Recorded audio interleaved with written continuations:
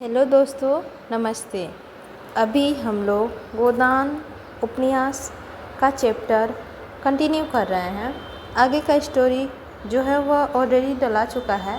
आज उपन्यास का भाग 18 कंटिन्यूली होगा और ये उपन्यास प्रेमचंद जी द्वारा रचित है, जैसे कि हम सभी जानते हैं। इसके बाद इसमें जो भी है वो सारे हम लोग वाचन करेंगे एंड सुनेंगे, देखते हैं इसमें क्या है। तो चलिए बिना लेट के हम लोग इसको शुरू करते हैं और देखते हैं इस उपन्यास में क्या है। इस भाग में खन्ना और गोविंदी में नहीं पड़ती। क्यों नहीं पड़ती यह बताना कठिन है। ज्योतिष के हिसाब से उनके ग्रहों में कोई विरोध है। हालांकि विवाह के समय ग्रह और नक्षत्र खूब मिला लिए गए थे। कामशास्त्र के हिसाब से इस अनुभव और कोई रहस्य हो सकता है और मनोवैज्ञानिक वाले कुछ और ही कारण खोज सकते हैं। हम तो इतना ही जानते हैं, उनमें नहीं पड़ती। खन्ना धनवान रसिक है, मिलनसार है, रूपवान है, अच्छे खासे पढ़े लिखे हैं और नगर के विशिष्ट पुरुषों में है। गोविंदी अप्सरा ना हो पर रूपवती अवश्य है। गेहुआ रंग, लज्जासी आंखें जो एक बार सामने उठकर भी झुक जाती हैं। कपोलों की लाली ना हो पर चिकनापन है। कात कोमल, अंग बिल्ला, सुडोल, गोल बाहें, मुंह पर एक प्रकार की अरुचि जिसमें कुछ गर्व की झलक ही है। मानव संसार के व्यवहार और व्यापार को हे समझती है। खन्ना के पास विलास की ऊपरी साधनों की कमी नहीं। अव्वल दर्जे का बंगला है, अव्वल दर्जे का फर्नीचर, अव्वल दर्जे की कार और अपार धन। पर गोविंदी की दृष्टि में जैसे इन चीज़ों का कोई मूल्य नहीं। इस खारे सागर में वह प्यासी पड़ी रहती है। बच्चों का लालन पालन और गृहस्थी में छोटे मोटे काम के उसके लिए सब के लिए है। वह इनमें इतनी व्यस्त रहती है कि भोग और लोग उसका ध्यान ही नहीं जाता। आकर्षण क्या वस्तु है और कैसे उत्पन्न होता है, इसकी ओर उसने कभी विचार नहीं किया। वह पुरुष को खिलौना नहीं है, न उसके भोग का वस्तु। फिर क्यों आकर्षण बनने की चेष्टा करे?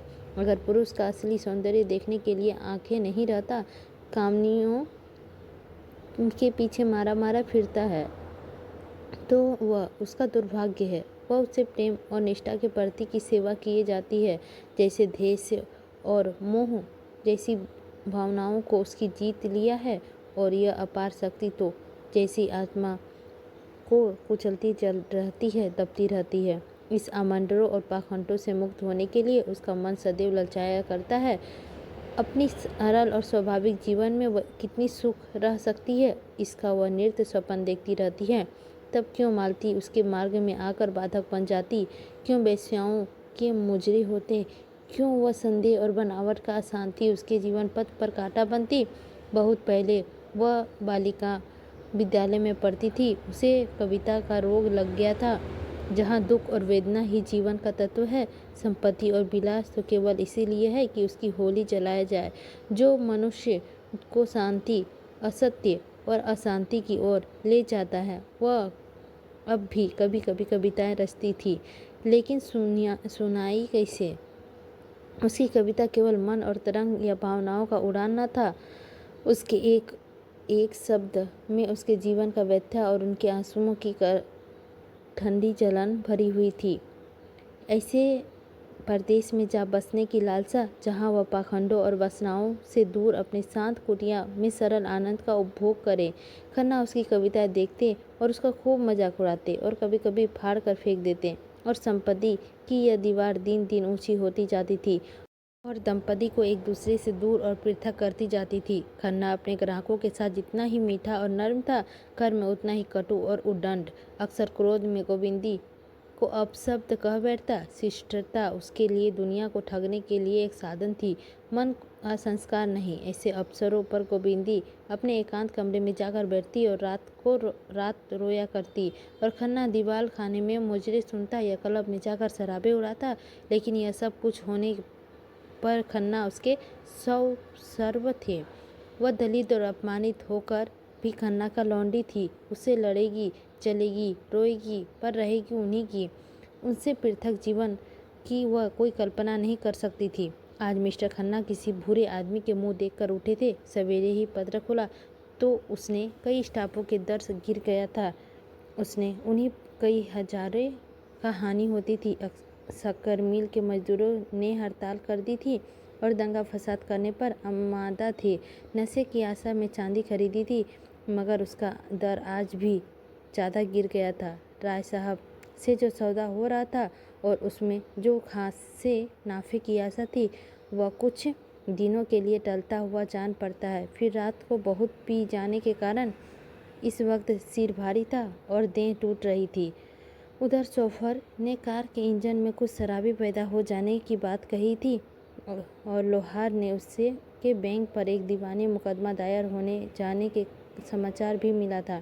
बैठे मन में झुंझला रहे थे कि उसी वक्त गोविंदी ने आकर कहा, भीष्म का ज्वार आज भी नहीं उठ रहा, किसी डॉक्टर को बुला दो। भीष्म उसका सबसे छोटा पुत्र था और जन्म से ही दुर्बल होने के कारण उसने रोज एक न एक शिकायत बनी रहती थी। आज खांसी है, कल बुखार, कभी पसली चल रही है, कभी भरे पीले दस्त आ रहे हैं। 10 महीने का हो गया था पर लगता था 5-6 महीने का। खन्ना का धारणा हो गई थी कि लड़का बचेगा नहीं, इसीलिए इसकी ओर से उदासीन रहते थे। पर गोविंदी इसी कारण उसे और सब बच्चों से ज़्यादा चाहती थी। खन्ना ने पिता का सने का भाव दिखाते हुए कहा, बच्चों को दवा का आदी बना देना ठीक नहीं और तुम्हें दवा पिलाने का मर्ज है। जरा कुछ हुआ तो डॉक्टर बुलाओ। एक रोज देखो, आज तीसरा ही दिन है तो है, शायद आज आप उतर जाएं। गोविंदी ने आग्रह किया। 3 दिन से नहीं उतरा, घरेलू दवाइयाँ करके हार गई। खन्ना ने पूछा, अच्छी बात है, बुला देता हूँ। किसे बुलाऊँ? बुला लो डॉक्टर नाग को। अच्छी बात है, उन्हीं को बुलाता हूँ, मगर यह समझ लो नाम हो जाने से कोई अच्छा डॉक्टर नहीं हो जाता। नाग फीस चाहे जितनी भी ले ले, उनकी दवा से किसी को अच्छा नहीं होते देखा। वह तो मरीजों को स्वर्ग भेजने का लिए मशहूर हैं। तो जैसे चाहो बुला लो। मैंने तो नाग को इसीलिए कहा कि वह कई बार आ चुके हैं। मिस मालती को भी क्यों ना बुला लूँ? फीस भी तो कम और बच्चों का हाल लेडी डॉक्टर जैसा समझेगी। कोई मर्द डॉक्टर नहीं समझ सकता। गोविंदी ने जल कर कहा, मैं मिस मालती को डॉक्टर नहीं समझती।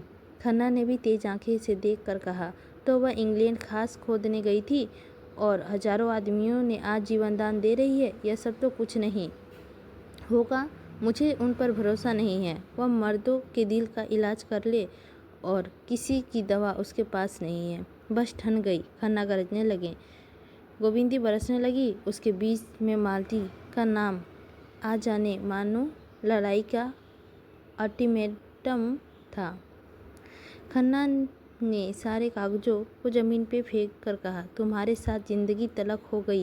गोविंदी ने नुकीली स्वर्ग से कहा, तो मालती से विवाह कर लो, अभी क्या बिगड़ा है? अगर वहाँ दाल गले, तुम मुझे क्या समझती हो? यही कि मालती तुम जैसों का अपना गुलाम बनाकर रखना चाहती है, पति बनाकर नहीं। तुम्हारी निगाह में मैं जितनी जलील हूँ और उन्होंने अपने विरोध पर मान देना शुरू किया। मालती जितना उनका आदर करती है उतना शायद ही किसी को करती होगी। राय साहब और राजा साहब के मुंह तक नहीं लगती, लेकिन उसमें से एक दिन भी मुलाकात ना हो तो शिकायत करती है। गोविंदी ने इन परमाणु को एक फूंक में उड़ा दिया, इसीलिए वह तुम्हें सबसे बड़ा आंखों का अंधा समझती है। दूसरों को इतनी आसानी से बेवकूफ़ नहीं बना सकती। खन्ना ने डींग मारी, वह चाहे तो आज मालती से विवाह कर सकता है, आज भी, अभी। मगर गोविंदी को बिल्कुल विश्वास नहीं। तुम 7 जन्म नाक लगड़ो तो भी वह तुमसे विवाह नहीं करेगी। तुम उससे टट्टू हो। तुम्हें घास खिलाएगी, कभी कभी तुम्हारा मुंह सहलाएगी, तुम्हारी पट्टों को हाथ फेरेगी, लेकिन इसीलिए कि तुम्हारे ऊपर सवारी काठे। तुम्हारे जैसे 1000 बुद्धू उसके जेब में है। गोविंदी आज बहुत बढ़ी जाती थी। मालूम होता था आज वह उससे लड़ने के लिए तैयार हो गई है। डॉक्टर के बुलाने का तो केवल बहाना था। खन्ना अपनी योग्यता और दक्षताओं और पुरुषत्व पर इतना बड़ा आक्षेप कैसे सह सकते थे? तुम्हें ख्याल है कि मैं बुद्धू और मूर्ख हूँ, तो ये हजारों क्यों मेरे द्वार पे नाक लगड़ते हैं? कौन राजा या तल्लुकदार है जो मुझसे दंडवत नहीं करता? सैकड़ों के उल्लू बनाकर छोड़ दिया। यह तो मालती की विशेषता है कि वह औरों की सीधी उस्तंदे और मुड़ता है, उसे वह उल्टे छुरी से मुड़ती है।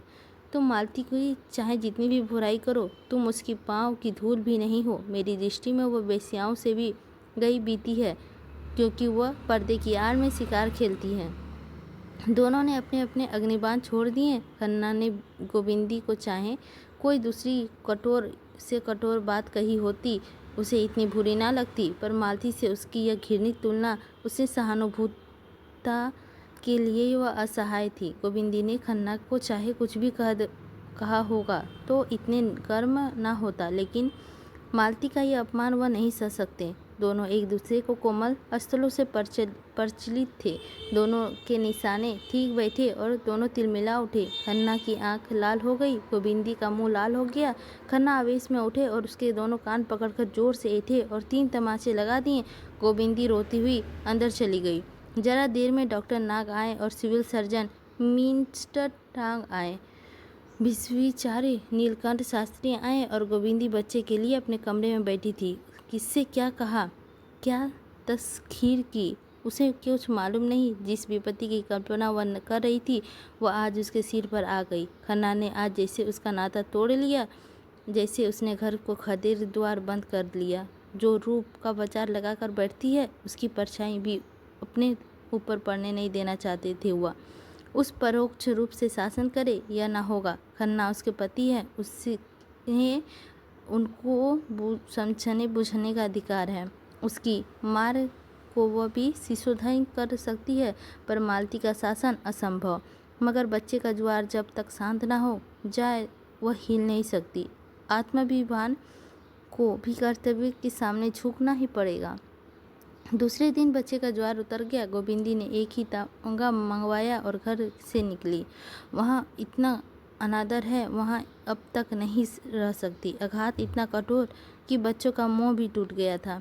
उतने प्रति उसका जो धर्म था वह पूरा कर चुकी थी। शेष जो कुछ बचा था वह खन्ना का धर्म है। हाँ, गोद में बालक को वह किसी तरह नहीं छोड़ सकती थी। वह उसकी जान के साथ है और इस घर में वह केवल उसके प्राण लेकर निकलेगी और उसी कोई चीज़ उसकी नहीं है। इन्हें यह दवा है कि वह उनका पालन करते हैं। गोविंदी दिखा देगी कि उन्हें आश्रय से निकाल कर भी जिंदा रह सकती है। तीनों बच्चे उस समय खेलने गए थे। गोविंदी का मन हुआ एक बार उन्हें प्यार कर ले, मगर वह कहीं भागी तो नहीं जाती। बच्चों में उससे प्रेम होगा तो उसके पास आएंगे, उसके घर में खेलेंगे और जब ज़रूरत समझेगी तो बच्चों को देख जाया करेगी। केवल खन्ना का आश्रय नहीं लेना चाहती। सांझ हो गई, पार्क में खूब रौनक थी। लोग हरी घास पर लेटे हवा का आनंद लूट रहे थे। गोविंदी हजरतगंज होती हुई चिड़ियाघर की तरफ मुड़ी ही थी कि काम पर मालती और खन्ना सामने से आते हुए दिखाई दिए। उन्हें मालूम हुआ खन्ना ने उसकी तरफ इशारा करके कुछ कहा और मालती मुस्कुराई।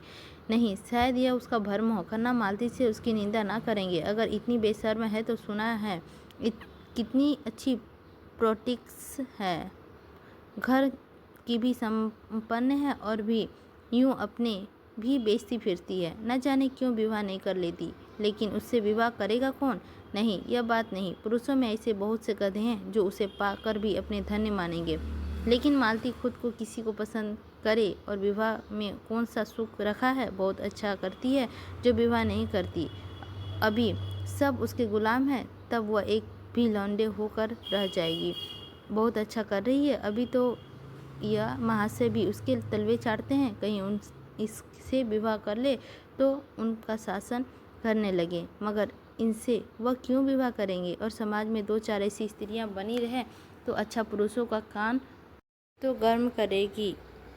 आज गोविंदी का मन में मालती के प्रति बड़ा सहानुभूति उत्पन्न हुई। वह मालती की अपेक्षा करके उसके साथ अन्याय कर रही है। क्या मेरी दशा को देख के उसकी आंखों ना खुली होगी? विवाहित जीवन की दुर्दशा आंखों देखकर अगर इस जाल में नहीं फंसती तो क्या बुरा करती। चिड़ियाघर के चारों तरफ सन्नाटा छाया हुआ था। गोविंदी ने तांगा रोक दिया और बच्चे के लिए हरी डूब की तरफ चली। मगर 2 ही 3 कदम चली थी कि चप्पल पानी में डूब गए। अभी थोड़ी देर पहले लॉन सींचा गया था और घास के नीचे पानी बह रहा था। उस उतावली ने उसके पीछे ना फिर 1 कदम और रखा गया। पाँव कीचड़ में सन गए। उसके पाँव की ओर देखा और वहाँ पाँव धोने के लिए पानी कहाँ से मिलेगा? उसकी सारी मनोव्यवस्था लुप्त हो गई। पाँव धोकर साफ करने की नई चिंता हुई। उसकी विचारधारा रुक गई। तब तक पाँव साफ ना हो जाए वह कुछ नहीं सोच सकती। साँव से एक लंबे पाइप घास में छिपा नजर आया। जिसने वह पानी बह रहा था उसने जाकर पाँव धोए, चप्पल धोए, हाथ मुँह धोया, थोड़ा सा पानी चुल्लू भर में लेकर पिया और पाइप को उस पार सूखी जमीन पर जाकर बैठी। उदासीन मौन की याद तुरंत आती है। कहीं वह यहीं बैठे बैठे मर जाए तो क्या होगा। तांगे वाला तुरंत जाकर खन्ना को खबर देगा। खन्ना सुनते ही खिल उठेंगे, लेकिन दुनिया को दिखाने के लिए आंखों पर रुमाल रख लेंगे। बच्चों के लिए खिलौने और तमाशे माँ का प्यारे हैं। यह है कि उनका जीवन, जिसके लिए कोई 4 बूंदे आंसू बहाने वाला भी नहीं। तब वह उस दिन याद आया जब उसकी सास जीती थी और खन्ना उड़ाकू ना हुए थे। जब उसे सास की बात बात पर बिगड़ना बुरा लगता था, आज उसे सास की उस क्रोध का प्रेम, स्नेह और रस घुला हुआ जान पड़ रहा था। जब तक सास से रूठ जाती थी तो सास उसे दुलार कर मनाती थी। आज वह महीना रूठी पड़ी रहे, किसे परवाह है। एकाएक उसका मन उड़ कर माता के चरणों में जा पहुंचा। हाय मेरी अम्मा, आज होती तो क्यों उसकी यह दुर्दशा होती। उसके पास और कुछ न था। स्नेह भरी गोद तो थी, प्रेम भरा आंचल तो था, जिससे मुंह डालकर वह रो लेती। लेकिन नहीं, वह रोएगी नहीं। उस देवी को स्वर्ग में दुखी ना बनाएगी। मेरे लिए वह भी कुछ ज़्यादा से ज़्यादा कर सकती थी। वह कर गई। मेरी कमाओं की समधीन होना तो उसके बस की बात ना थी। और वह क्यों रोए।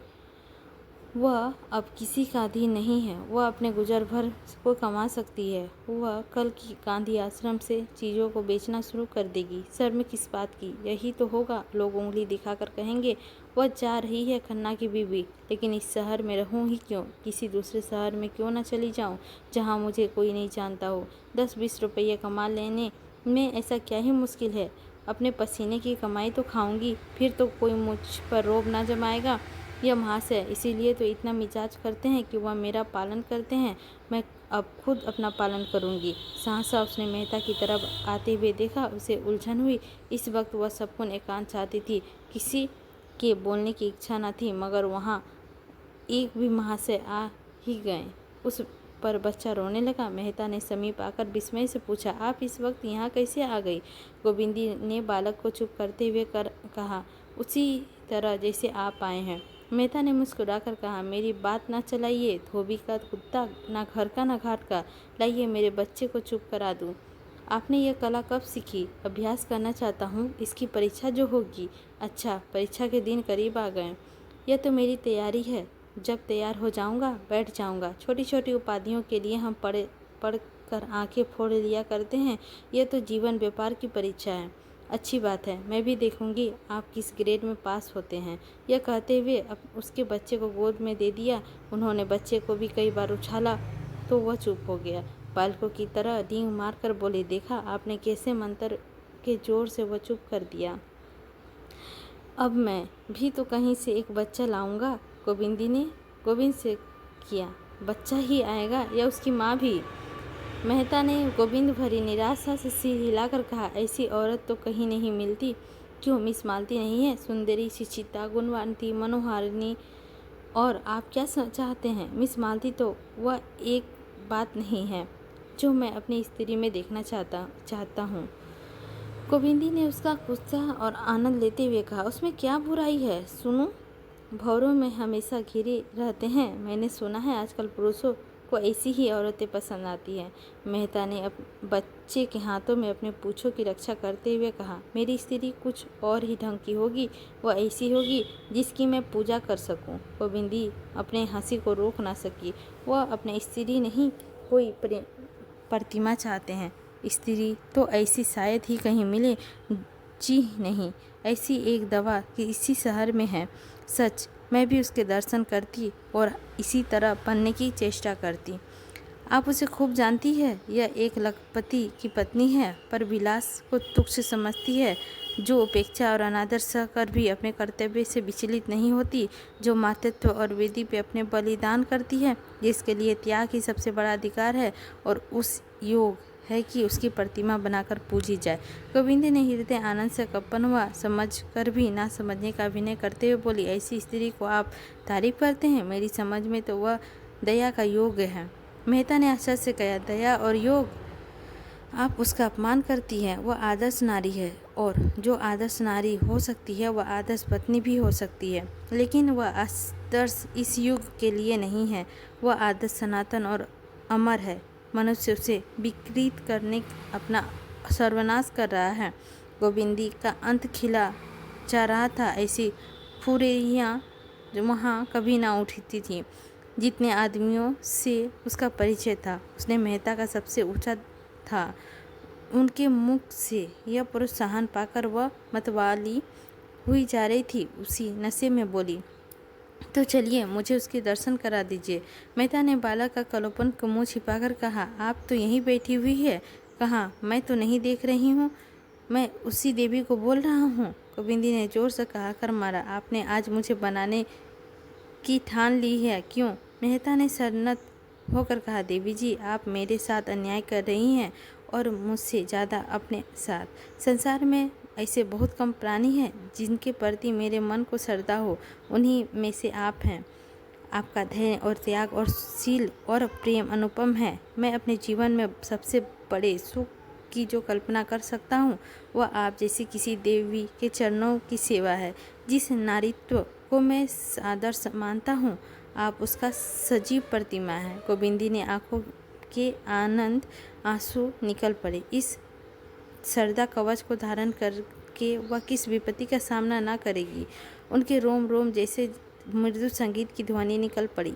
उससे अपने रमणीत्व का उल्लास मन में दबा कर कहा, आप दर्शनीय क्यों हुए मेहता जी? आपको तो कभी होना चाहिए था। मेहता सरलता से हंसकर बोले, क्या आप समझते हैं बिना दर्शनीय हुए ही कोई कभी हो सकता है? दर्शन तो केवल बीच का मंजिल है। तो आप अपने कालित्व के रास्ते हैं, लेकिन आप यह भी तो जानते हैं कभी का संसार में कभी सुख नहीं मिलता।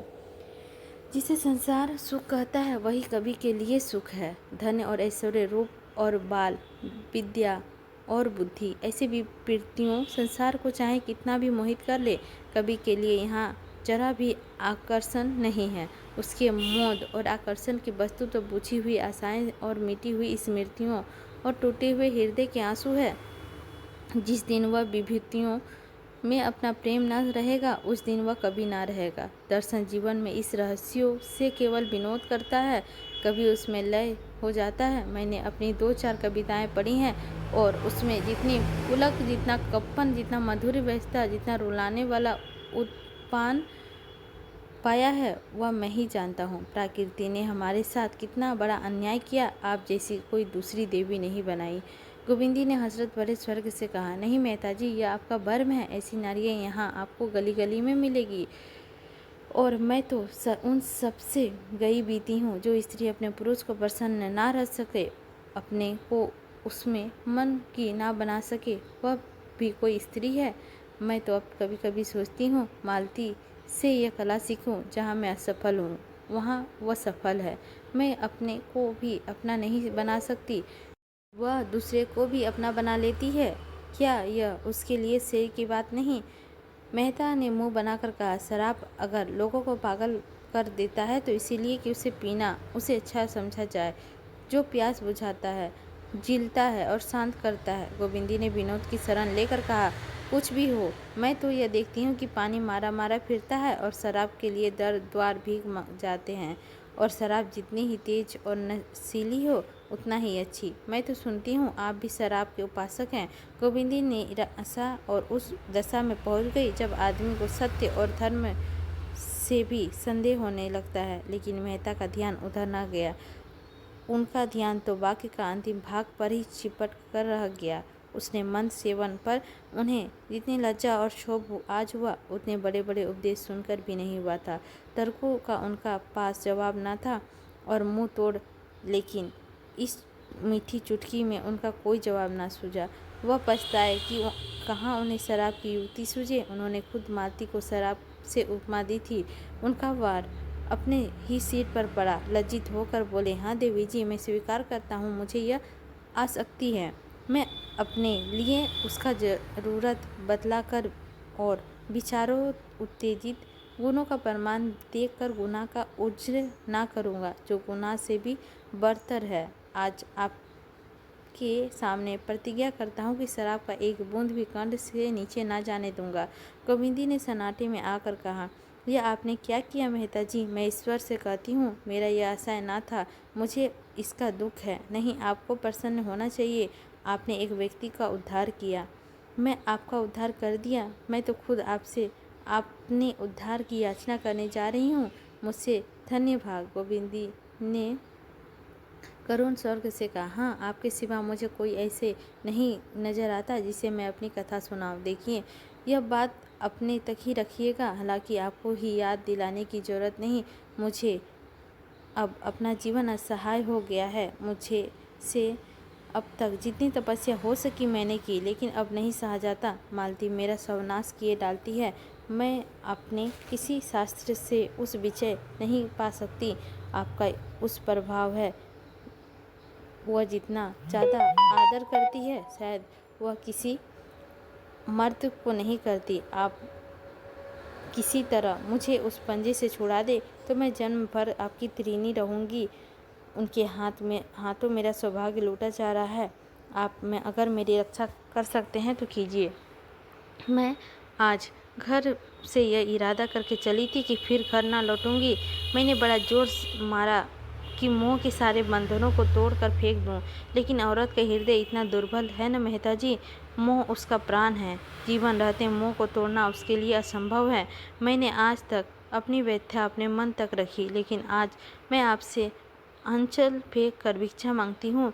मालती से मेरा उद्धार कीजिए। मैं इस मायाविनी के हाथों में मिटी जा रही हूँ। उसका स्वर्ग आंसुओं से डूब गया। वह फूट फूट कर रोने लगी। मेहता अपनी नज़रों में कभी इतने ऊंचे ना उठे थे, उस वक्त भी नहीं जब उसकी रचना को फ्रांस की एकेडमी ने शताब्दी की सबसे उत्तम कृति कहकर उन्होंने बधाई दी थी। जिस प्रतिमा को वह सच्चे दिल से पूजा करते थे, उसे मन में वह इष्ट देवी समझते थे। वह जीवन के असूझ प्रसंगों में उसके आदेशों पाने की आशा रखते हैं। वह आज इतने भिक्षा मांग रही थी। उन्हें अपने अंदर ऐसी शक्ति का अनुभव हुआ कि वह पर्वत को भी फाड़ सकते हैं, समुद्र को भी तोड़कर पार कर सकते हैं। उनकी नशा सा छा गया, जैसे बालक काठ के घोड़े पर सवार होकर समझ सकता है कि वह हवा में उड़ रहा है। काम कितना असाध्य है। इतनी सुधि ना रही। अपने सिद्धांतों का कितनी हत्या करनी पड़ेगी, बिल्कुल ख्याल ना रहा। आश्वासन के स्वर्ग से बोले, आप मालती की ओर भी निश्चित रहें, यह आपके रास्ते से हट जाएगी। मुझे ना मालूम था कि आप इतने दुखी हैं। मेरी बुद्धि का दोष, आंखों का दोष, कल्पना का दोष, और क्या करूं, वरना आपको इतनी वेदना क्यों सहनी पड़ती। गोविंदी को शंका हुई। बोली, लेकिन सिंहनी सिंहार छीनना इतना आसान नहीं है। समझ लीजिए, मेहता ने दृढ़ता से कहा। नारी हृदय धरती के समान है, जिससे मिठास भी मिल सकती है, कड़वापन भी। उसके अंदर पड़ने वाले बीज की जैसी शक्ति हो। आप पछता रहे होंगे, कहाँ से आज आप इससे मुलाकात हो गई। मैं अगर कहूँ कि मुझे आज ही जीवन की वास्तविकता आनंद मिला है, तो शायद आपको विश्वास न आए। मैंने आपके सिर पर इतना बड़ा भार रख दिया। मेहता ने श्रद्धा भाव स्वर्ग से कहा। आप मुझे लज्जित कर रही है देवी जी। मैं कह चुका, मैं आपका सेवक हूँ। आपके हित में मेरे प्राण भी निकल जाएं तो मैं अपना सौभाग्य समझूंगा।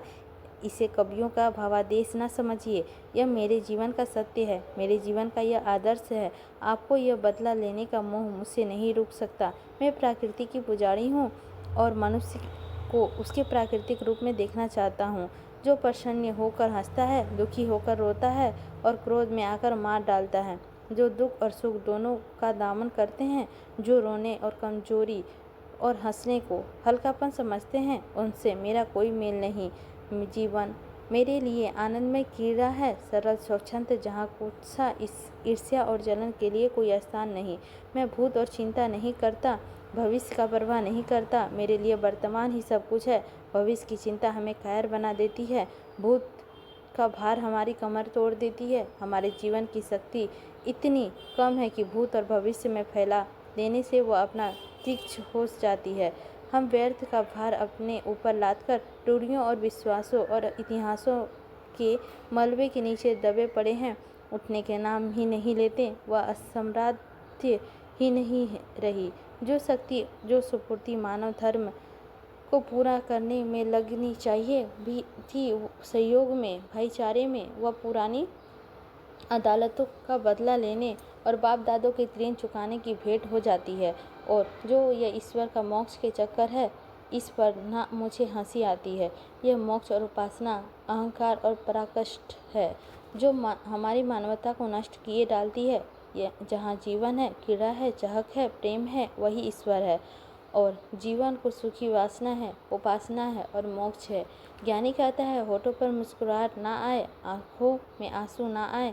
मैं कहता हूँ अगर तुम हंस नहीं सकते और रो नहीं सकते तो तुम मनुष्य नहीं हो, पत्थर हो। वह ज्ञान जो मानवता के पीस डाले, जो ज्ञान नहीं कोल्हू है। मगर क्षमा कीजिए, मैं तो एक ऐसी स्पीच दे गया, अब देर हो गई, चलिए मैं आपको पहुंचा देता हूँ। बच्चा भी मेरी गोद में सो गया। गोविंदी ने कहा, मैं तो तांगा लाई हूँ, तांगे से यहीं से विदा कर देती हूँ। मेहता तांगे के पास पैसा चुका कर लौटे तो गोविंदी ने कहा, लेकिन आप मुझे कहाँ ले जाइएगा? मेहता ने चौंक कर पूछा, क्यों, आपके घर पहुँचा दूँगा।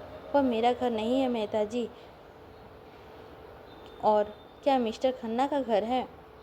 यह भी कोई पूछने की बात है? वह अब मेरा घर नहीं रहा। जहाँ अपमान और धिक्कार मिले उसे मैं अपना घर नहीं कह सकती, न समझ सकती हूँ। मेहता का दर्द भरे स्वर्ग में जिनका एक एक अक्षर उनके अंतःकरण से निकल रहा था। कहा, नहीं देवी जी, वह आपका घर है और सदैव रहेगा। उस घर में आपके सृष्टि के हैं, आपके प्राणियों का सृष्टि की है। आप प्राण जैसी देह को संचालन करता है, उसी तरह आप उनका संचालन किया है। प्राण निकल जाए तो देह की क्या गति होगी? मानवत्व महान गौरव का पद है देवी जी, और गौरव का पद से कहाँ अपमान और धिक्कार और तिरस्कार नहीं मिला। माता का काम जीवन दान देना है। उसके हाथों से इतनी अतुल शक्ति है कि उसे इसकी क्या परवाह कि कौन कैसे उठता है, कौन बिगड़ता है। प्राण के बिना देह नहीं रह सकता, उसी तरह प्राण भी देह ही सबसे उपयुक्त स्थान है। मैं आपको धर्म और त्याग का क्या उपदेश दूं? आप तो उसकी सजीव प्रतिमा है।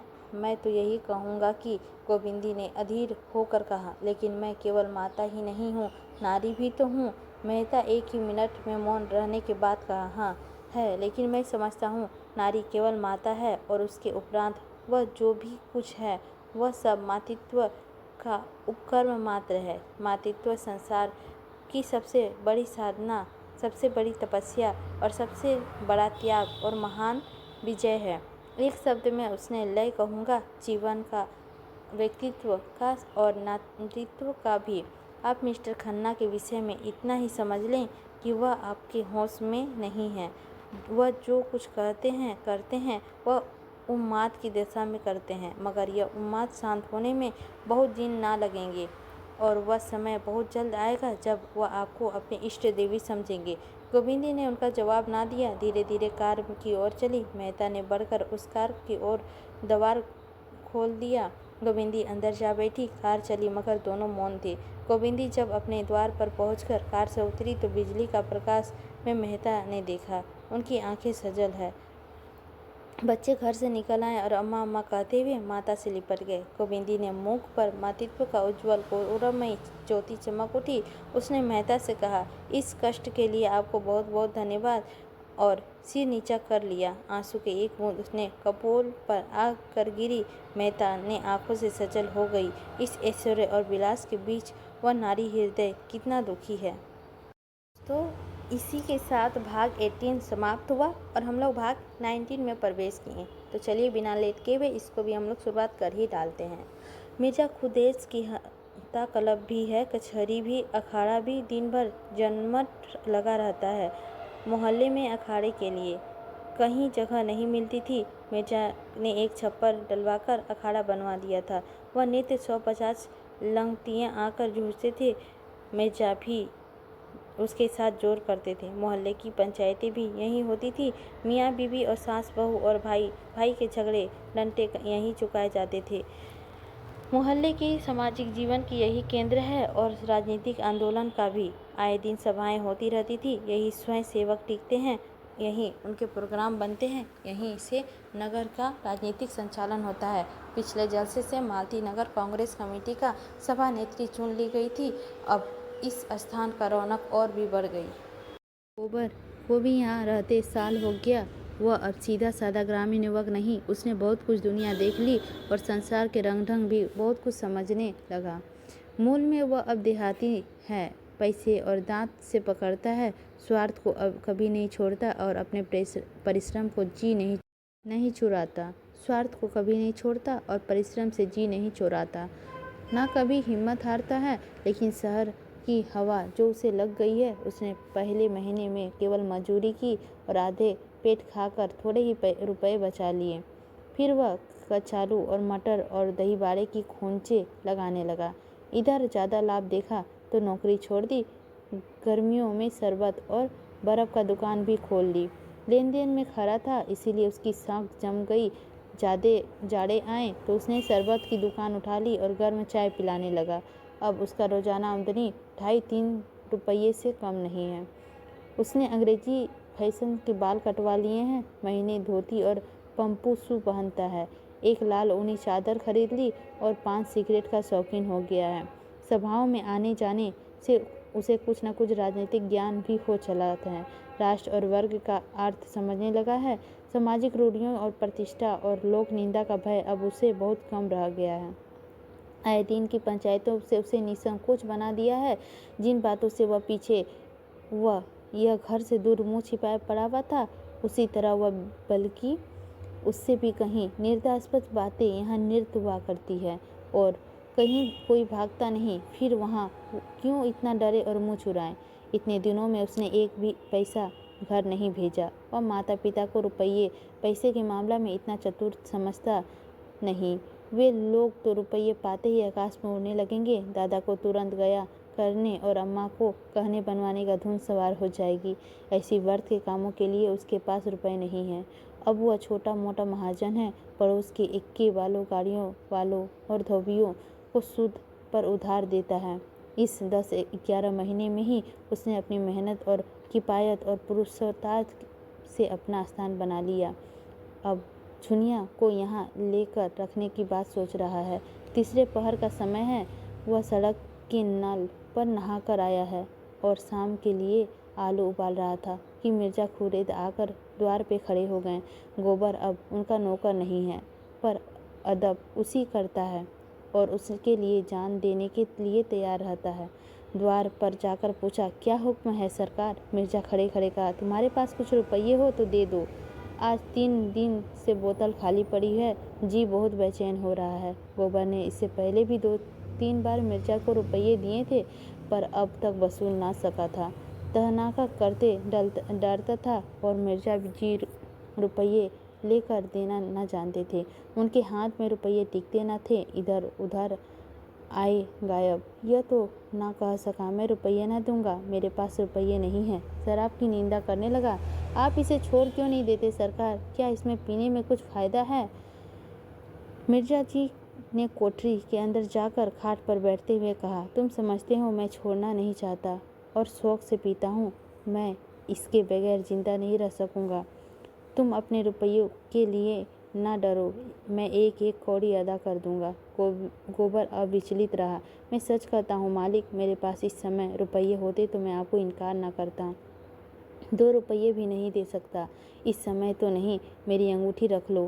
गोबर ने मन ललचा उठा, मगर बात कैसी बदले। बोला, यह आप क्या कहते हैं मालिक? रुपये ना होते तो आपको ना देता, अंगूठी तो कौन बड़ी बात थी।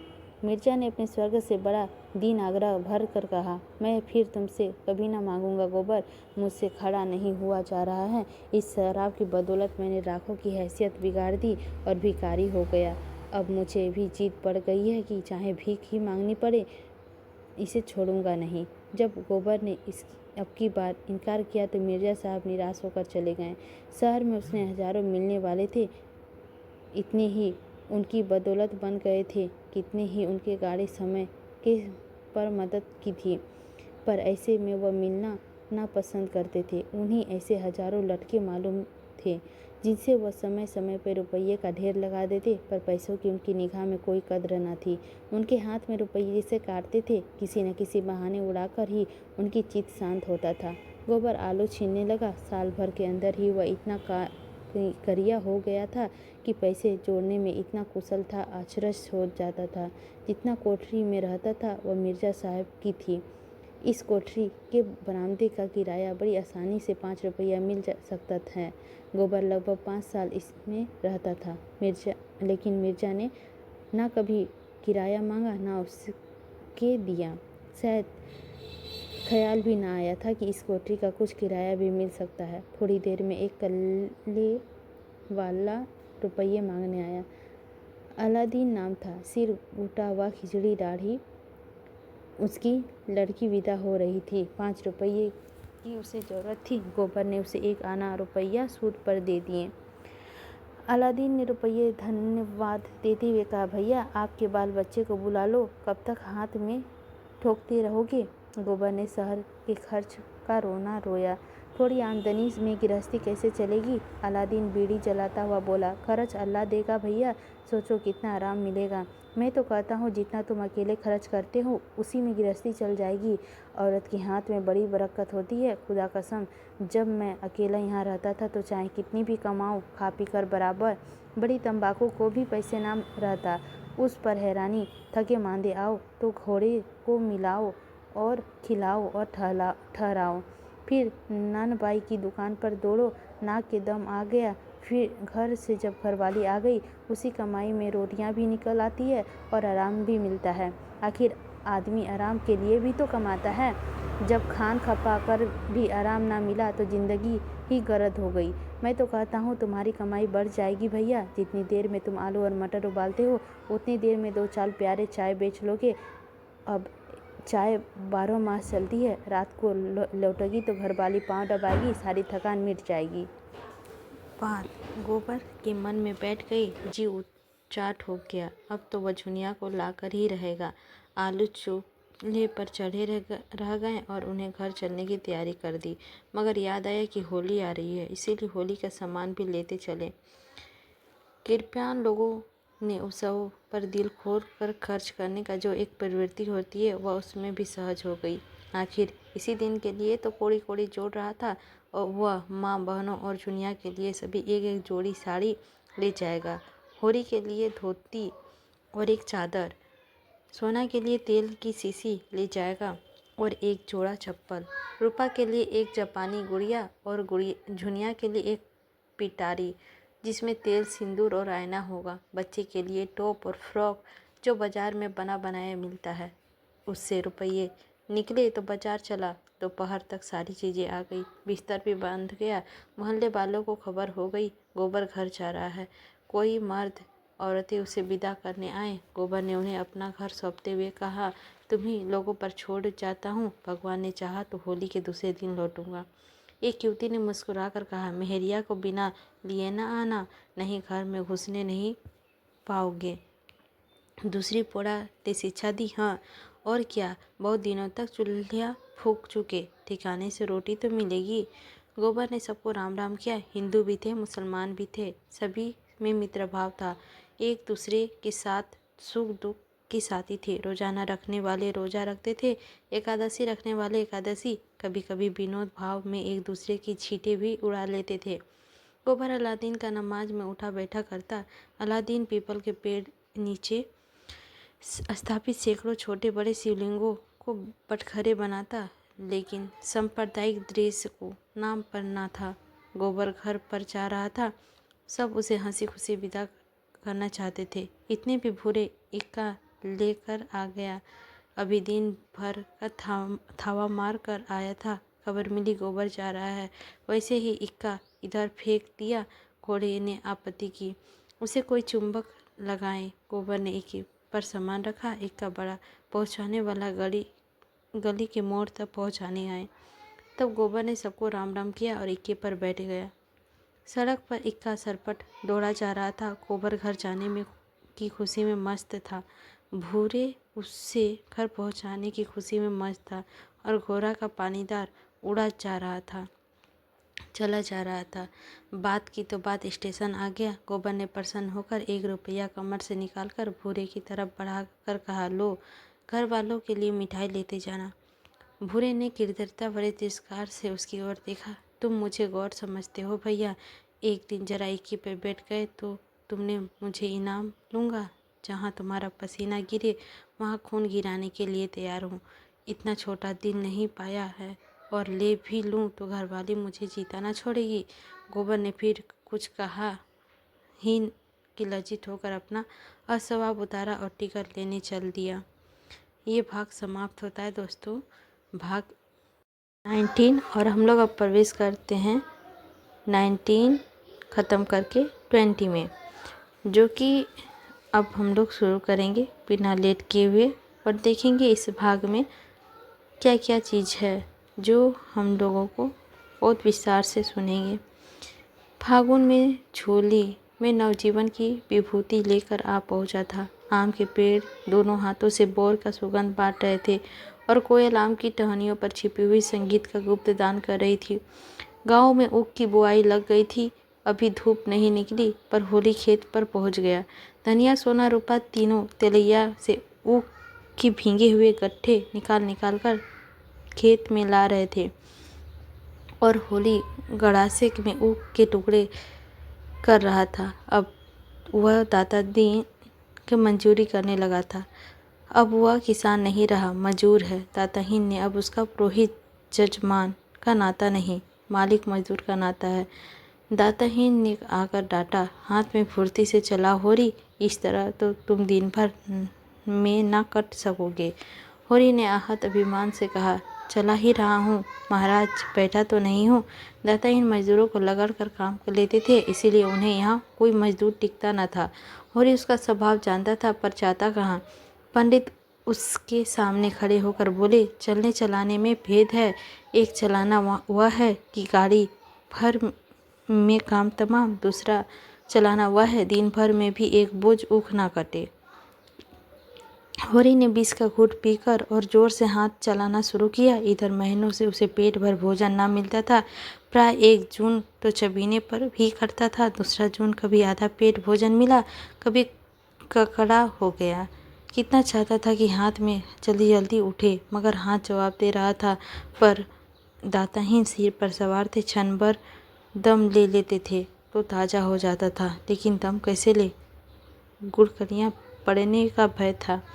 धनिया और दोनों लड़कियां ऊख के गट्ठे लिए पीली साड़ी में लथपथ किचन में आज सनी हुई आई और गट्ठे पटक कर दम मारने लगी कि दाताहीन ने डांट लगाई, यहाँ तमाशा क्या देख रही है धनिया, जाकर अपना काम कर। पैसे सेंत में नहीं आते, पहर भर में तू एक खेप लाई है, इस हिसाब से तो दिन भर में ऊख ना ढूल पाएगी। धनिया ने तेहरी बदल कर कहा, क्या जरा दम भी ना लेने दोगे महाराज, अब भी तो आज़ादी है, तुम्हारी मजूरी करने से बैल नहीं हो गए। जरा मुड़ पर एक कढ़ा लाद कर तो आओ, तो हाल मालूम हो। दाता दीन बिगड़ उठे, पैसे देते हैं काम करने के लिए, दम मारने के लिए नहीं। दम लेना है तो घर में जाकर लो। धनिया कुछ कहने ही जा रही थी कि होरी ने फटकार बताई, तू जाती क्यों नहीं है धनिया, क्यों हुल्ला तो कर रही है। धनिया ने बीड़ा उठाते हुए कहा, जा तो रही हूँ, लेकिन चलते हुए बैल भी तो औंधी ना देनी चाहिए। दाताहीन ने लाल आंखें निकाल ली, जान पड़ता है अभी मिजाज ठंडा नहीं हुआ, अभी दाने दाने को मोहताज हो। धनिया भला क्यों चुप रहने लगी थी, तुम्हारे द्वारा पर भीख मांगने नहीं जाती। दाताहीन ने पैने स्वर्ग से कहा, अगर यही हाल रहा तो भीख भी मांगोगी। धनिया के पास जवाब तैयार था, पर सोना उसे खींच कर तेलिए की ओर ले गई। यही बात बढ़ जाती, लेकिन आवाज़ तक पहुँच के बाहर जाकर दिल में जलन निकली। भीख मांगो तुम, जो भीख मांगो की जात हो, हम तो मजूर ठहरे, जहाँ काम करेंगे वहीं 4 पैसे कम पाएंगे। सोना ने उसका तिरस्कार किया, अम्मा जाने भी दो, तुम तो समय नहीं देखती, बात बात में लड़ने बैठ जाती हो। होरी उन्नत की भांति सिर पर ऊपर कड़ासा उठाकर ऊख की टुकड़े को ढेर करता जाता था। उसके भीतर जैसे आग लगी हुई थी, उसमें अलैंगिक शक्ति आ गई थी। उसमें जो पीढ़ियों की संचित पानी था, वह इस समय जैसे भाप बनकर यंत्र किसी अंत शक्ति प्रदान कर रहा था। उसकी आंखों में अंधेरा छाने लगा, सिर में फिक्री सी चल रही थी, फिर भी उसके हाथ तो यंत्र की गति से बिना थके बिना रुके उठ रहे थे। उनकी देह के पसीना की धार निकल रही थी, मुंह से फिचकूर छूट रहा था और सिर में धम-धम का शब्द हो रहा था, पर उस पर जैसे कोई भूत सवार हो गया हो। सहसा उसकी आंखें में निविद अंधकार छा गया। मालूम हुआ वह जमीन में धंसा जा रहा है। उसे संभलने की चेष्टा में शून्य में हाथ फैला लिए और अचेत हो गया।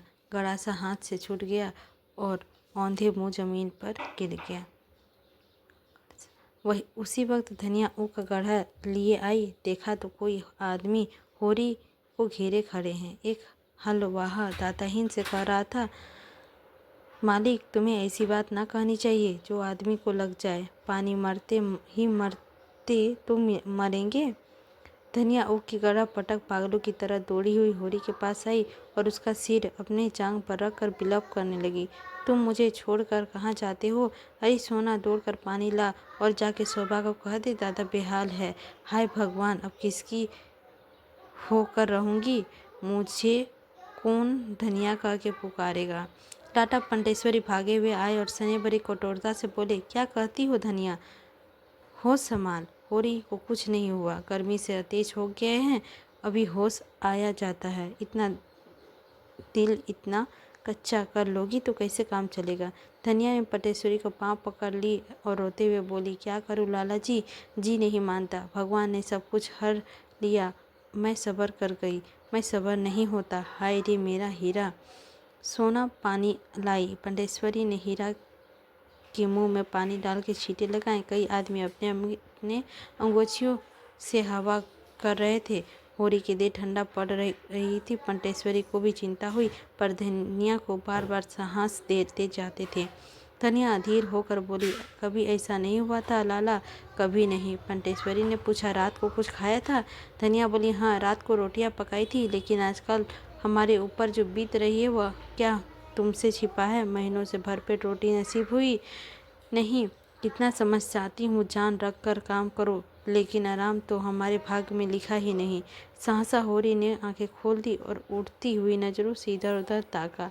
धनिया जैसे जी उठी। विकल्प होकर उसने गले से लिपट कर बोली, अब कैसा जी है रे तुम्हारा? मेरे तो प्राण नयों में समा गए थे। होरी ने कतार स्वर्ग से कहा, अच्छा हूँ, न जाने कैसा जी हो गया था। धनिया ने सनी डूबी भर्त्सना से कहा, देह में दम तो है, नहीं काम करते हो जान देकर। लड़कों को भाग था नहीं, तुम तो ले ही डूबे थे। पंटेश्वरी ने हंसकर कहा। धनिया तो रो पिट रही थी। हरी ने आतुलता से पूछा, सचमुच तू रोती थी धनिया? धनिया ने पंटेश्वरी के पीछे ढकेल कर कहा, इन्हें बकने दो, तुम पूछो यह क्यों कागज छोड़ कर घर से दौड़े आए थे? पंटेश्वरी ने चिढ़ाया, तुम्हें हीरा हीरा कह कर रोती थी, अब लाज के मारे मुँह करती है, छाती पीट रही है। होरी ने धनिया को सरल नेत्रों से देखा, पगली है और क्या, अब न जाने कौन सा सुख देखने के लिए मुझे जिलाए रखना चाहती है। दो आदमी होरी को टिका कर घर लाए और चारपाई पर लिटा दिया। दाताहीन तो कूड़ रहे थे कि बुआई में देर हुई जाती है, पर माताहीन इतना निर्दय न था। दौड़कर घर से गर्म दूध लाया और एक शीशी में गुलाब जल भी लेता आया और दूध पीकर होरी को जैसे जान आ गई। उसी वक्त गोबर एक मजदूर के सिर पर अपना सामान लादे आता दिखाई दिया। गांव में कुत्ते पहले तो भूखते हुए उसकी तरफ दौड़े, फिर दुम हिलाने लगे। रूपा ने कहा, भैया आए और तालियां बजाती हुई दौड़ी।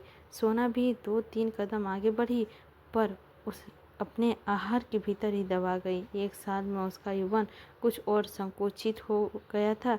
झुनिया भी घूंघट निकाले द्वार पर खड़ी हो गई। गोबर ने माँ बाप के चरण छुए और रूपा के गोद में उठाकर प्यार किया। धनिया ने आशीर्वाद उसे दिया और उसका सिर पर अपने छाती से लगाकर मानो अपने मातृत्व को पुरस्कार पा गई। उसका हृदय गर्व से उमड़ पड़ता है। आज तो वह रानी है, इस फटे हाल में भी रानी है। कोई उसकी आंखें देखे, उसका मुख देखे, उसका हृदय देखे, उसकी चाल देखे, रानी भी लजा जाएगी। गोबर कितना बड़ा हो गया है और पहन ओढ़कर कैसा भला मानस लगता है। धनिया के मन में कभी अमंगल की शंका ना हुई थी। उसका मन करता था गोबर कुशल है और प्रसन्न है। आज उसे आंखों देखकर मानो उसका जीवन धूल का धक्कड़ में गुम हुआ। रत्न मिल गया है, मगर होरी ने मुंह फेर लिया था। गोबर ने पूछा, दादा को क्या हुआ अम्मा? धनिया घर का हाल कहकर उसे दुखी न करना चाहती थी। बोली, कुछ नहीं बेटा, जरा सिर में दर्द है, चलो कपड़े उतारो, हाथ मुँह धो। कहाँ थे तुम इतने दिन? भला इस तरह कोई घर से भागता है? और कभी एक चिट्ठी तक ना भेजी। आज साल भर के बाद जाके सुधी ली है। तुम्हारी राह देखते देखते आंखें फूट गई। यही आशा बंधी रहती थी कि कब वो दिन आएगा जब मैं तुम्हें देखूंगी। कोई कहता था मरीज भाग गया, कोई टमरा डापू कहता था। सुन सुनकर जान सूखी जाती थी। कहाँ रहे तुम इतने दिन? गोबर ने शर्माते हुए कहा, कहीं दूर नहीं था अम्मा, यहाँ लखनऊ में ही तो था। और इतने न्यारे रहकर भी कभी एक चिट्ठी ना लिखी। उधर सोना और रूपा भीतर गोबर का सामान खोलकर चीज को बटरा करने में लगी हुई थी, लेकिन झुनिया दूर खड़ी थी। उसके मुख पर आज मान का शोक रंग झलक रहा था। गोबर ने उसके हाथ में जो व्यवहार किया है, आज वह उसका बदला लेगी। असामी को देखकर महाजन उसका वह रुपये वसूल करने को व्याकुल हो रहा था जो उसने बाटे खाते में डाल दिए थे। बच्चा उन चीज़ों के और लपक रहा था और चाहता था सब के सब एक हाथ मुंह में डाल रहे थे, पर झुनिया उसे गोद से उतरने ना देती थी। सोना बोली, भैया तुम्हारे लिए ऐना कंघी लाए हैं भाभी। झुनिया ने उपेक्षा भाव से कहा, ऐना? मुझे ऐसा ऐना कंघी नहीं चाहिए, अपने पास रखे रहे।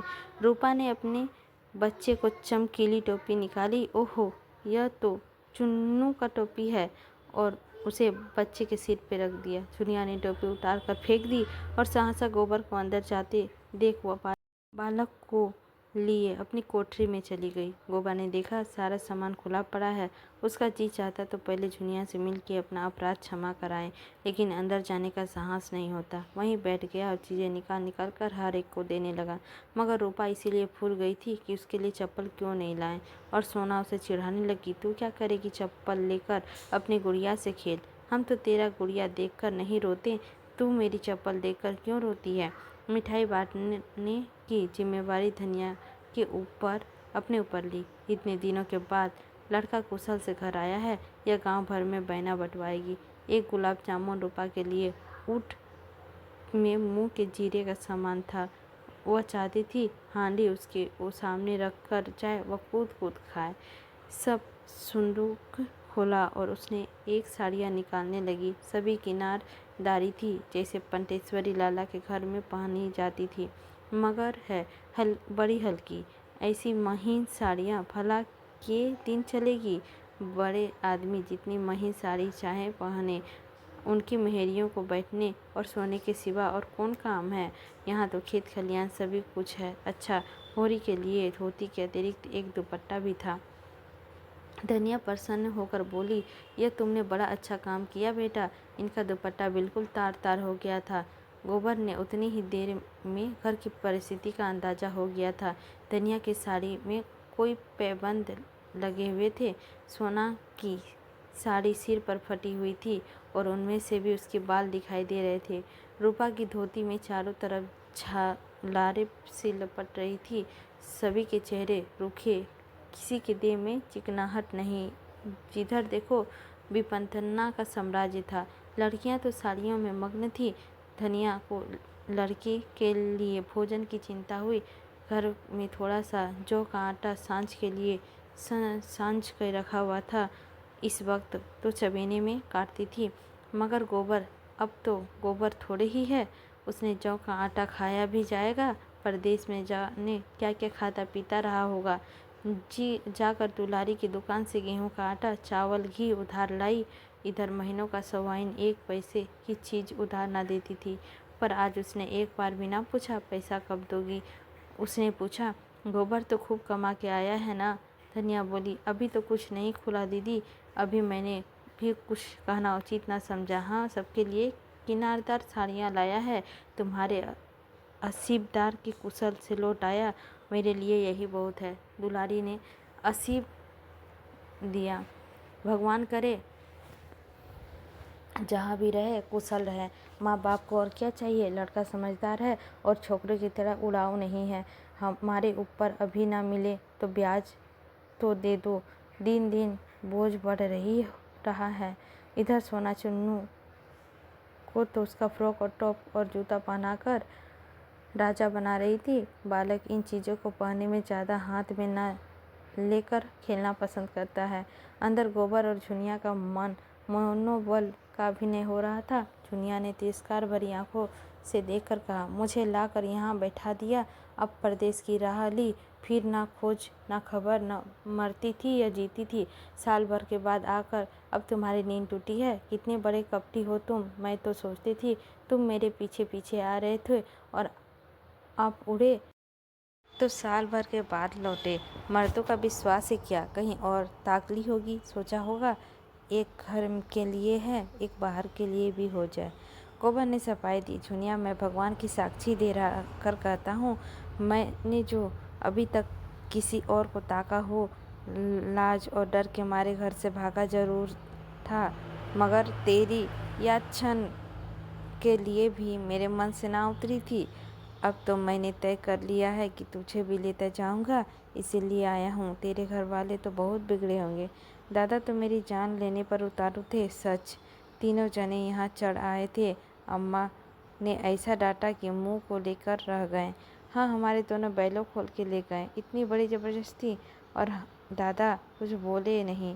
दादा अकेले किस किस से लड़ते, गाँव वाले ने तो नहीं ले जाने देते थे, लेकिन दादा ही भलमानसी में आ गए। और तो लोग क्या कहते। तो आजकल खेती बाड़ी कैसी हो रही है। खेती बाड़ी सब टूट गई, थोड़ी सी पंडित महाजन के साजे में है, उक बोई थी ही नहीं गई। गोबर की कमर में इस समय 200 रुपये थे। उसकी गर्मी यूं भी कम ना थी। यह हाल सुनकर उसके बदन में आग लग गई। बोला, तो फिर पहले से उन्हीं से जाकर समझता हूँ। उन्हीं यह मजाल कि उसने मेरे द्वार से बैल खोल के ले गए। हाँ, डाका है, खुला हुआ डाका। 3-3 साल को चले जाएंगे तीनों। यूं ना देंगे तो अदालत से लूँगा, सारा घमंड तोड़ दूँगा। वह उसी आवेश में चला था कि झुनिया को पकड़ लिया और बोली, तू चले जाना, अभी ऐसी क्या जल्दी है, कुछ आराम कर लो, कुछ खा पी लो, सारा दिन तो पड़ा है। यहाँ बड़ी बड़ी पंचायत हुई, पंचायत में 80 रुपये डाल के लगाएं, 30 मन अनाज ऊपर, उसी में से और दवाई आ गई। सोना बालक के कपड़े जूते पहना कर लाई। कपड़े पहनकर वह जैसे सचमुच राजा हो गया था। गोबर ने उसे गोद में ले लिया। उस समय बालक का प्यार ने उसे आनंद न आया। उसका रक्त खोल रहा था और कमर के रुपये आंच में तेज कर रहे थे। वे एक एक से समझेगा। पंचों को उसका डाल लगाने का अधिकार क्या है। कौन होता है कोई उसके बीच में बोलने वाला। उसने एक औरत रख ली तो पंचों के बाप का क्या बिगड़ा। अगर किसी बात पर वह फौजदारी में दावा कर दे तो लोगों के हाथों में हथकड़ी पड़ जाए, सारी गृहस्थी तहस नहस हो जाएगी। क्या समझ लिया है उन लोगों ने। बच्चा उनकी गोद में जरा सा मुस्कुराया, फिर जोर से चीख उठा जैसे कोई डरावनी चीज़ देख ली हो। झुनिया ने बच्चे को अपनी गोद में ले लिया और बोली, अब जाकर नहा धोवा लो। इस सोच में पड़ गए यहाँ सपने लड़ने लगो तो एक एक दिन निभा ना हो। जिसके पास पैसे हैं वही बड़ा आदमी है, वही भला आदमी है। पैसे ना हो तो उस पर सभी रोप जमाते हैं। मेरा गधापन था कि मैं घर से भागी। नहीं देखता कैसा कोई एक थैला डाल लेता है। शहर का हवा खा आए हो, अभी ये बातें सूझने लगी है। नहीं घर से भागते तो क्यों। यही जी चाहता है कि लाठी उठाऊं और पंटेश्वरी, दाता दीन, झिंगुरी, इन सब सालों को पीट कर गिरा दूं और उसके पेट से रुपये निकाल लूं। रुपये की बहुत गर्मी चकी है सैयद, लाओ निकालो, कितने दिन में क्या कमा लाए हो। उसने गोबर के कमर में हाथ लगाया। गोबर खड़ा होकर बोला, अभी क्या कमाया है। हाँ, अब तुम चलोगी तो कमाऊंगा। साल भर तो शहर का रंग ढंग पहचानने में ही लग गया। अम्मा जाने देगी तब तो। अम्मा क्यों न जाने देगी, उससे मतलब। वाह, मैं उनकी राजी बिना न जाऊंगी। तुम तो छोड़कर चले गए, मेरा कौन था यहाँ। वह अगर घर में ना घुसने देती तो मैं कहाँ जाती। जब तक जीऊँगी उनका जस गाऊंगी और तुम भी क्या परदेश में करते रहोगे और यहाँ बैठकर क्या करूँगा, कमाऊँगा और मरूँ, इसके सिवा और यहाँ रखा ही क्या है। थोड़ी सी अक्ल हो तो आदमी काम करने से ना डरे। तो वहाँ भूखों नहीं मर सकता, यहाँ तो अक्ल कुछ काम नहीं करती। दादा क्यों मुंह फुलाए बैठे हैं?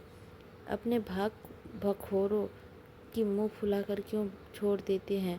तुमने उपद्रव तो इतना बड़ा किया है कि उस क्रोध में पा जाते तो मुंह लाल कर देते, तो तुम्ही ही खूब गालियाँ देते रहो होंगे। कभी नहीं, भूल कर भी नहीं। अम्मा तो पहले बिगड़ी थी, लेकिन दादा ने तो कभी कुछ नहीं कहा। जब बुलाते हैं बड़े प्यार से, मेरा सिर भी दुखता है तो बेचैन हो जाते हैं। अपने बाप को देखते हो तो इन्हें देवता समझती हूँ। अम्मा को समझाया करते हैं, बहू को कुछ ना कहना, तुम्हारे ऊपर सैकड़ों बार बिगड़ चुकी हो। इसे घर से बैठाकर आप न जाने कहाँ निकल गया। आजकल पैसे पैसे की तंगी है, ऊकी रुपये बाहर ही बाहर उड़ गए, अब तो मंजूरी करनी पड़ती है। आज बेचारे खेत में बेहोश हो गए थे, रोना पीटना मच गया, तब से पड़े हैं। हाथ मुँह धोकर और खूब बाल बनाकर गोबर गांव का दिविक्ष करने निकला। दोनों चाचाओं के घर जाकर राम राम कर आया, फिर और मित्रों से मिला। गांव में कोई विशेष परिवर्तन न था।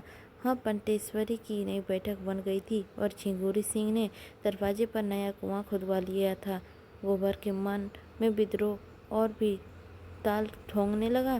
जिससे मिला उसका आदर किया और युवाओं ने तो उसे अपना हीरो बना लिया और उसके साथ लखनऊ जाने की तैयार हो गए। साल ही भर में वह क्या से क्या हो गया था। सहसा झिंगुरी सिंह अपने कुएं में नहाते हुए मिल गए। गोबर निकला, मगर सलाम ना किया ना बोला।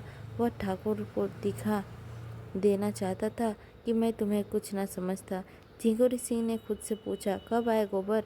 मजे में तो हो, कहीं नौकर थे लखनऊ में? गोबर ने हेकड़ी के साथ कहा, लखनऊ गुलामी करने नहीं गया था, नौकरी है तो गुलामी। मैं व्यापार करता था। ठाकुर ने कुलूतन भरी आंखों से उसके सिर से पांव तक देखा। कितना रोज पैदा करते थे? गोबर ने छुरी को भला बनाकर अपने ऊपर चलाया। यही कहीं 2.5-3 रुपये मिल जाते थे। कभी चपट गई तो 4 भी मिल गए, इतने बेसी नहीं। झिंगुरी बहुत नोच खटोच करके भी 25-30 से ज़्यादा ना कमा पाता था और वह गंवार लौंडा से 100 रुपए कमाने लगा। उसका मस्तक नीचा हो गया।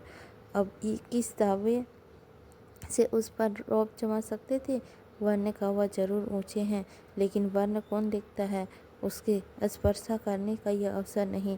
अब तो उनकी चितौरी करने उससे कुछ काम निकाला जा सकता है। बोले, कितनी कमाई कम नहीं बेटा, जो खर्च करते हो गांव में तो 3 आने भी नहीं मिलते। भवनिया उसके जेठ पुत्र का नाम था। को कहीं कोई काम दिला दो तो मैं भेज दूँ। ना पढ़े ना लिखे, एक ना एक उपद्रव करता रहता है। कहीं मुँह नीमी खाली हो तो कहना, नहीं साथ में लेते जाना, तुम्हारा तो मित्र है, तलब थोड़ी हो, कुछ गम नहीं। हाँ, 4 पैसे की ऊपर की गुंजाइश हो। गोबर का अभिमान हंसी से कहा, यह ऊपरी आमदनी का चाट आमदनी का खबर कर देते हैं ठाकुर, लेकिन हम लोगों की आदत कुछ ऐसी बिगड़ गई है कि हम तक बेबानी ना करें पेट ही नहीं भरता। लखनऊ में मुनीमी मिल सकती है, लेकिन हर एक महाजन ईमानदार चौकस आदमी चाहता है मैं भवानी को किसी के गले बांध दूं, लेकिन उसके पीछे कहीं हाथ लपकाया तो मेरी गर्दन पकड़ेगा। संसार में इलम की कदर नहीं, इनाम का कदर है। यह तमाचा लगा कि गोबर आगे निकल गया। झिंगुरी मन में ऐठ कर रह गया। लौंडा कितनी घमंड से बातें करता है, मानो धर्म का अवतार ही हो। इसी तरह गोबर ने दाता दीन को भी लगड़ा। भोजन करने जा रहे थे। गोबर को देखकर प्रसन्न कर बोले, मजे में हो गोबर? सुना वहाँ कोई अच्छी जगह पा गए थे। माता दीन को भी इसी हीले से लगा दो ना।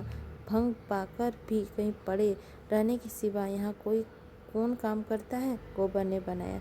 तुम्हारे घर में किसी बात की कमी है महाराज? जिस जजमान के द्वार पर जाकर खड़े हो जाओ, कुछ ना कुछ मार ही लाओगे। जन्म में लो, मरण में लो, शादी में लो, गर्मी में लो, खेती में लो, लेन देन में करते रहो, दलाली करते हो। किसी का कुछ भूल चूक हो जाए तो डाढ़ लगाकर उसका घर लूट लेते हो। इतनी कमाई से पेट नहीं भरता, क्या करोगे बहुत सारा धन बटोर कर? साथ ले जाने का कोई जुगत निकल ली। दाताहीन ने देखा गोबर कितनी ढाई से बोल रहा है, अदब और लिहाज जैसे भूल ही गया।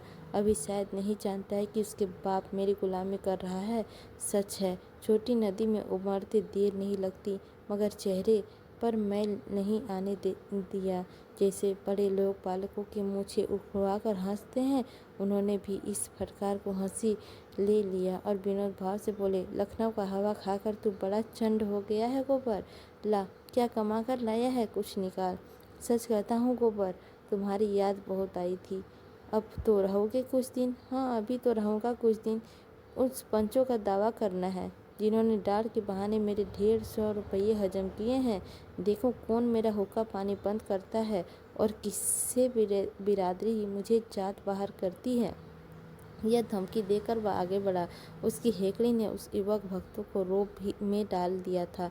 एक ने कहा, कर दो नालिश गोबर भैया, बूढ़ा सांप काला सांप है, जिससे काटे मंतर नहीं। तुमने अच्छी डांट बताई, पटवारी के कान में जरा गरमा दो। बड़ा मुदगन्नी है दादा, बाप बेटे में आग लगा दे, भाई भाई में आग लगा दे, करेंदी में मिलकर असामियों का गला काटता है। अपने खेत के पीछे जोतो, पहले उसके खेत जोत दो। अपनी सिंचाई पीछे करो, पहले उनकी सिंचाई कर दो।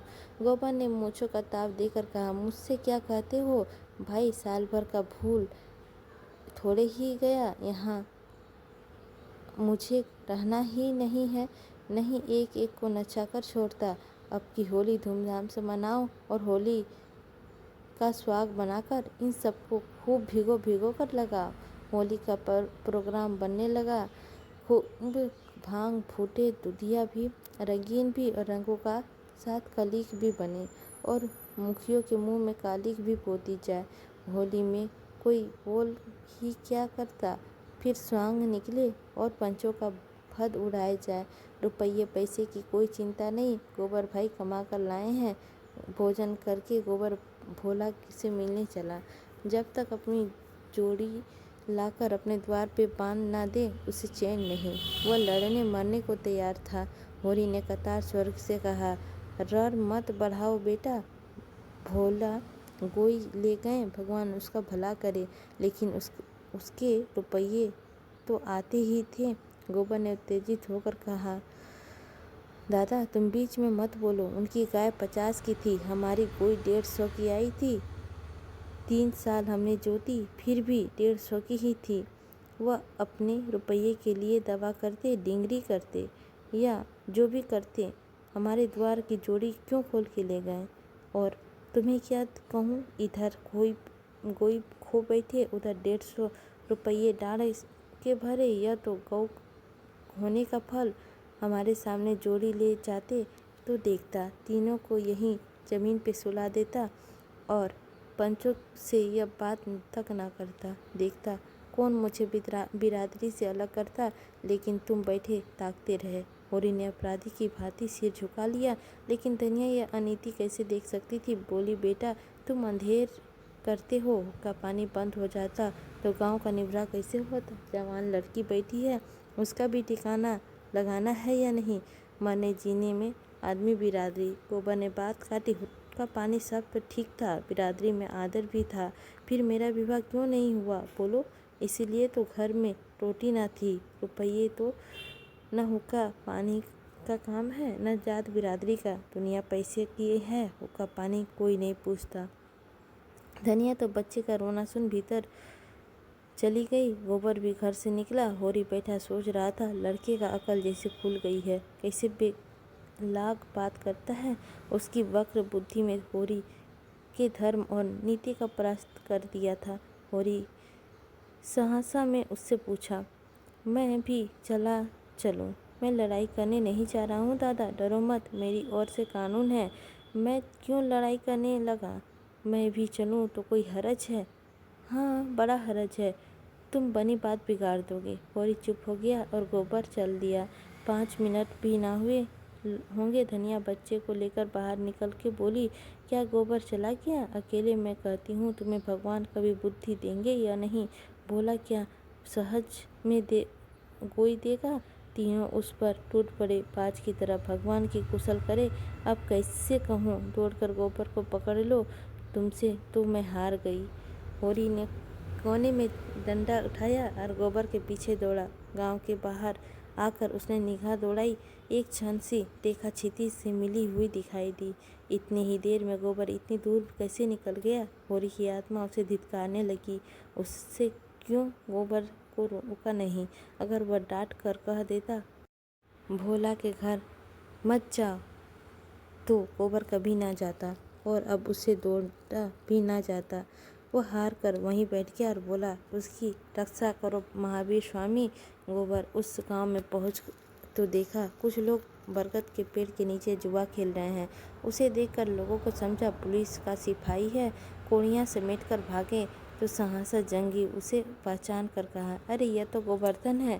गोबर को देखो, जंगी पेड़ पर की आड़ पर खड़ा झाँक रहा है। बोला, डरो मत जंगी भैया, मैं हूँ। राम राम, आज ही आया हूँ। सोचा चलो सबसे मिलवाता आऊँ, फिर न जाने कब आया ना हो। मैं तो भैया तुम्हारे आशीर्वाद से बड़े मज़े से निकल गया। जिस राजा की नौकरी में हूँ, उन्होंने मुझसे कहा है कि मैं 1-2 आदमी मिल जाए तो लेते आना, चौकीदारी के लिए चाहिए। मैंने कहा, सरकार ऐसी आदमी दूंगा कि चाहे जान निकल जाए, मैदान से हटने वाले नहीं हैं। इच्छा हो तो मेरे साथ चलो, अच्छी जगह है। जंगी उसका ठाट बाट देख कर रौब में आ गया। उसे कभी चमरोधे जूते का मैस पर ना देखे थे और गोबर चमचमा बूट पहने था। साफ सुथरी धारीदार कमीज, सांवरे हुए बाल, पूरा बाबू साहब बना हुआ। फटे हाल गोबर और इस परिष्कृत गोबर को बड़ा अंतर था। हिंसा भाव तो यूं ही समय के प्रभाव में शांत हो जाता है और जो बचा कुचा अब शांत हो गया। जुआरी ही था, उस पर गांजे का लत और घर पे बड़ी मुश्किलों से पैसे मिलते थे। मुंह में पानी आ गया। बोला, चलूँगा क्यों नहीं, यहाँ पड़ा पड़ा मक्खी ही तो मार रहा हूँ, के रुपये मिलेंगे। गोबर ने बड़े आत्मविश्वास से कहा, इसकी कुछ चिंता मत करो, सब कुछ अपने ही हाथ में है। जो चाहोगे वही हो जाएगा। हमने सोचा जब घर से में ही आदमी है तो बाहर क्यों जाए। जंगी ने उस उत्साह से पूछा, काम क्या करना पड़ेगा? काम चाहे चौकीदारी करो, चाहे तगादे पर जाओ। तगादे पर काम अच्छा, सबसे अच्छा असामी के गढ़ गए, आकर मालिक से कह दिए, घर पर मिला ही नहीं, चाहो तो रुपया 8 आने रोज बना सकते हो। रहने का जगह भी मिलती है। जगह में कौन कमी, पूरा महल पड़ा है, पानी का नल, बिजली, किसी बात की कमी नहीं। कमाता है कि कहीं गए हैं, दूध लेकर गए हैं, मुझे कोई बाजार नहीं जाने देता। कहते हैं तुम तो गांजा पी जाते हो। मैं अब बहुत कम पीता हूँ भैया, लेकिन 2 पैसे रोज तो चाहिए ही। तुम कमाता से कुछ न कहना, मैं तुम्हारे साथ चलूँगा। हाँ हाँ, बटखरे चलो। होली के बाद तो पक्की रही। दोनों आदमी बातें करते भोला के द्वार पर आकर पहुँचे। भोला बैठे सुकली काट रहे थे। गोबर ने लपक कर उनके चरण छुए और इस वक्त उसका गला सचमुच भर आया। बोला, काका, मुझसे जो कुछ भूल चूक हुई है उसे क्षमा करो। भोला ने सुतरी काटना बंद कर दिया और पथरीले स्वर्ग से बोला, काम तो तुमने ऐसा किया है कि गोबर कि तुम्हारा सिर काट लूँ तो पाप ना लगे, लेकिन अपने द्वार आए हो तो अब क्या कहूँ। जाओ, मेरे जैसा साथ किया उसकी सज़ा भगवान देंगे। कब आए? गोबर ने खून नमक मिर्च लगाकर अपने भाग्योदय में विरतित कहा और जंगी को अपने साथ ले जाने की अनुमति मांगी। भोला को कैसे बेमांगे वरदान मिल गया। जंगी घर पर एक ना एक उपद्रव करता रहता था। बाहर चला जाएगा तो 4 पैसे पैदा तो करेगा, ना किसी को कुछ दे, अपना बोझ तो उठा लेगा। गोबर ने कहा, नहीं काका, भगवान ने चाहा तो इसे बनते बनाकर 2 साल में आदमी बन जाएगा। हाँ, जब इससे रहते बने। सिर पर आ पड़ती है तो आदमी आप समझ जाता है। तो कब तक जाने का विचार है? होली करके चला जाऊंगा। यहाँ खेती बाड़ी का सिलसिला फिर जमा दूँ तो निश्चित हो जाऊँ। होरी से कहो अब बैठकर राम राम करे। कहता तो हूँ, लेकिन जब उससे बैठा जाए वहाँ किसी वैद्य से तो तुम्हारी जान पहचान होगी। खांसी बहुत दिख कर रही है, हो सके तो कोई दवा भेज देना। एक नामी वैद्य तो मेरे पड़ोस में ही रहते हैं, उनसे हाल कह के दवा बनवा कर भेज दूंगी। खांसी रात को जोर करती है कि दिन को? नहीं बेटा, रात को आँख नहीं लगती। नहीं वहाँ कोई डेल हो तो मैं वहीं चल कर रहूँ। यहाँ तो कोई पड़ता ही नहीं। रोजगार का तो मज़ा तो वहाँ ही है काका, यहाँ होगा। यहाँ क्या होगा? यहाँ रुपये का 10 सेर दूध भी तो कभी कोई नहीं पूछता। हलवाइयों के गले पर लगना पड़ता है। वहाँ 5-6 सेर भाव से चाहो तो घड़ी में मानो दूध बेच दो। जंगी गोबर के लिए दूधिया शरबत बनाने चला गया था। भोला ने एकांत देखकर कहा, और भैया अब इस जंजाल से उब गया है। जंगी का हाल देखते ही हो। कमाता दूध लेकर जाता है, सानी पानी खोलना बांधना सब मुझे करना पड़ता है। अब तो यूं ही जी चाहता है कि कहीं सुख से एक रोटी खाऊं और पड़ा रहूं। कहाँ तक हाय हाय करूं? रोज लड़ाई झगड़ा, किस किस से पाँव सहलाऊं। खांसी आता है, रात को उठा नहीं जाता, पर कोई एक लोटे पानी देने को भी नहीं पूछता। पगड़िया टूट गई है, मुद्दा किसी को इसकी सुधि नहीं है। जब मैं बनाऊंगा तभी बनेगी। गोबर ने आत्मीयता के साथ कहा, तुम चलो लखनऊ काका, 5 सेर दूध रोज बेचो नगद। कितने ही बड़े बड़े अमीरों से मेरी जान पहचान है। मन भर दूध की निकासी का जिम्मा मैं लेता हूँ। मेरी चाय का दुकान भी है। 10 सेर दूध तो मैं ही नीक लेता हूँ। तुम्हें किसी तरह का कष्ट ना होगा। जंगी दूधिया शरबत ले आया।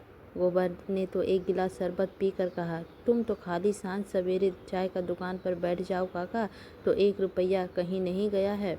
भोला ने 1 मिनट के बाद संकोच भरे भाव से कहा, क्रोध में बेटा आदमी अंधा हो जाता है। मैं तुम्हारी गोई खोल लाया हूँ, उसे लेते जाना। यहाँ कौन खेती बाड़ी होता है? मैंने तो एक नई गोई ठीक कर ली है काका।